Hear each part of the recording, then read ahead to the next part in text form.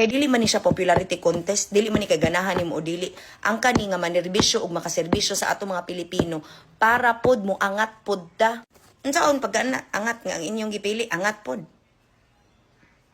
Di ba? Unsaon pag-angat sa atong mga kinabuhi nga mulambo ang Pilipinas kung atong pilion mas kadaghan og tantrum kaysa sa trabaho. Unsa naman na oy?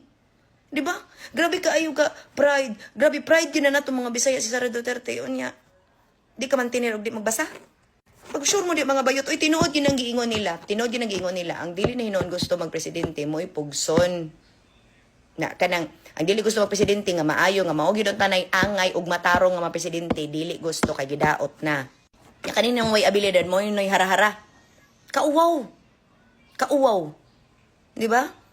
Murag mo gid na ako nakita gyud sa mga Bisaya nga kanabitong suko kay mo nako. Ano suko kay mo na mo nako besh? Kinitog akong tinuon.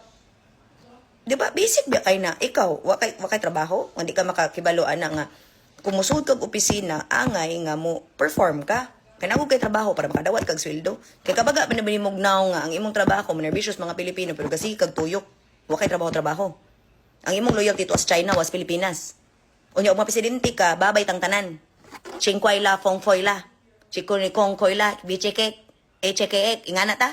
Mabuang mong Ikaw ano ang nagawa mo sa buhay mo? Successful ka? Putang ina, wala ka nang ginawa kundi ang magsipsip sa lahat ng mga personalidad kag sa mga politiko. You are a politician's prostitute. You are a political prostitute. Yun ang tawag sa'yo. Your name has been prostituted several times noon dumapatay ka kay Tatay Digong. Ang bilatsing Iloy mo kasi siyang popular. Binigyan ka lang ng pera ni Romualdez, sobra ka pa sa aso.